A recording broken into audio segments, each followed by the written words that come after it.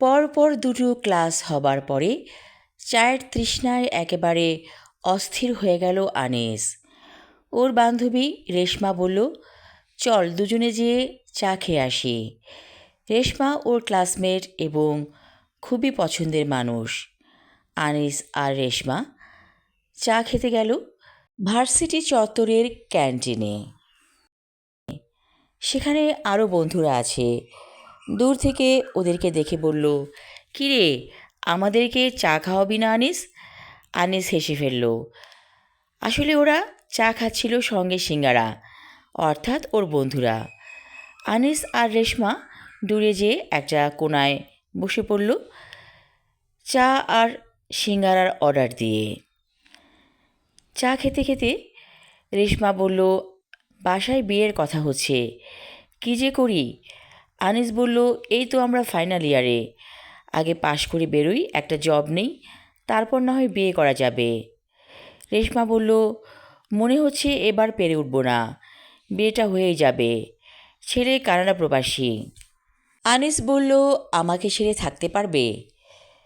রেশমা বলল, কঠিন সময়ের কাছে আমরা সবাই হেরে যাই, তুমি এখনও স্টাবলিশড হওনি, অথচ হাতের কাছে প্রতিষ্ঠিত ছেলে, আর মা বাবা আত্মীয়স্বজন চাচ্ছে এই বিয়েটাই হোক, আমি কি করব বলো? আসলে আনিস আর রেশমার মধ্যে বন্ধুত্বটা এরকম যে খুব একটা গভীর প্রেমের পর্যায়ে এখনও যায়নি, যার কারণে এই কথা বলতে পারল রেশমা। আনিসের একটু দুঃখ লাগলো। বলল, যেটা ভালো হয় সেটাই করবে, আমি মনে করি সব কিছুর পেছনে একটা আল্লাহর হুকুম থাকে। চা খাবার পরে রেশমা বলল, আমার গাড়ি এসে পড়েছে, ড্রাইভার কল দিচ্ছে, চলে যাই। রেশমাকে বিদায় দিয়ে আনিস হেঁটে হেঁটে রমনা পার্কে চলে এলো। এই পার্কটা ওর অনেক ভালো লাগে। একটা সিমেন্টের বেঞ্চে বসে পড়ল আনিস। নিরিবিলি জায়গা, দূরে দেখা যাচ্ছে কিছু লোকজন আছে। আসলে ও যে সময়টায় এসেছে রমনা পার্কে, এটা হচ্ছে একটা অসময় বলা চলে, কারণ এটা সকাল পেরিয়ে একটু দুপুরের দিকে গিয়েছে। এরকম সময় মানুষজন তেমন নেই বললেই চলে। হঠাৎ একটা তীব্র সুগন্ধ ওর নাকে এসে লাগলো। আশেপাশে তাকালো আনিস। এত সুগন্ধ মাখা আতর কে ব্যবহার করেছে? কই, কাউকে তো দেখছে না। হঠাৎ একটু ভয় ভয় করতে লাগলো আনিসের। ব্যাপারটা কি, কি হচ্ছে? সুগন্ধ নিয়ে কে কাছে আসতে চায়? এমন সময় মিষ্টি একটি গলার টোন বলে উঠল, আমি এসেছি, তাকাও আমার দিকে। আনিস এবার হকচকিয়ে গেল। কে তুমি? সে বলল, একটু উপরের দিকে তাকাও, দেখতে পাবে। আনিস তাকালো, দেখে অবাক হয়ে গেল। সুন্দর একটি মিষ্টি চেহারার মেয়ে। আনিস বলল, কে তুমি? মেয়েটি বলল, আমার নাম হুমায়রা।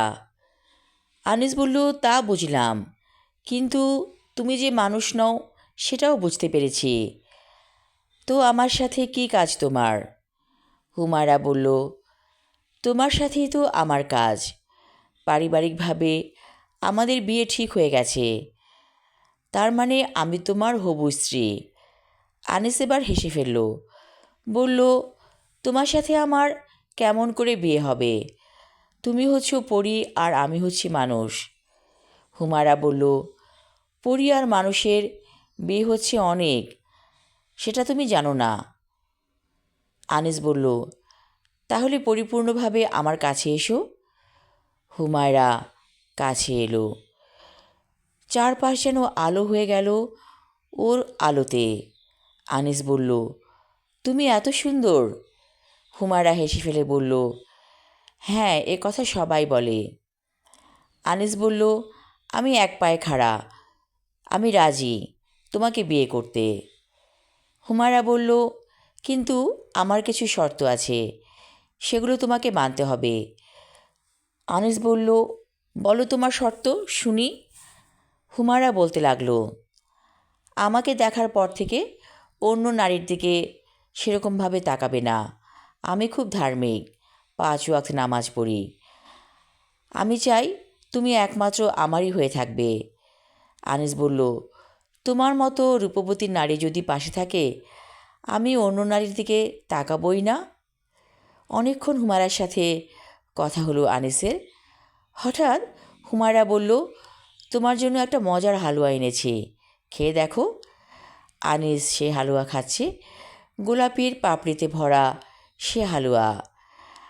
আনিস বলল, আমি জানি তোমাদের পরিস্থানে অনেক মজার মজার খাবার পাওয়া যায়।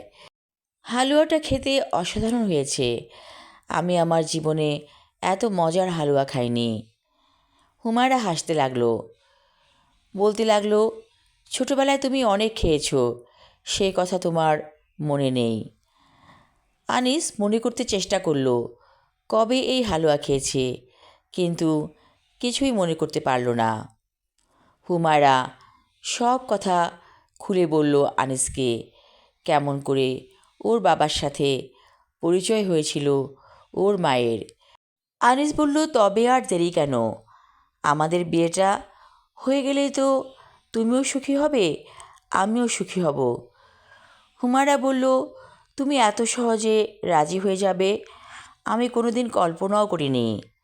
আনিস বলল, তোমার মতো সুন্দরী নারী দেখলে যে কোনো পুরুষ পাগল হয়ে যাবে। তারপর একদিন বিয়ে হয়ে গেল হুমায়রার সাথে আনিসের। ওরা এখন ভালো আছে।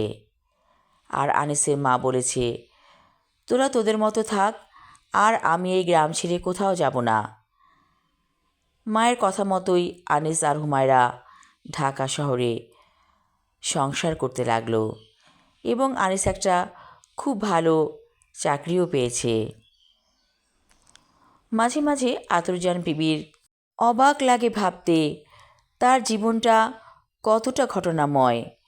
মানুষের জীবনে এত ঘটনাও থাকতে পারে। হয়তো এটাই নিয়তিতে লেখা ছিল, ভাবে আতরজান বিবি। আমি আমার লেখা ছোট গল্প আতরজান বিবি পর্ব 2 এবং শেষ পর্ব পড়লাম। আশা রাখছি ভালো লাগবে। ধন্যবাদ।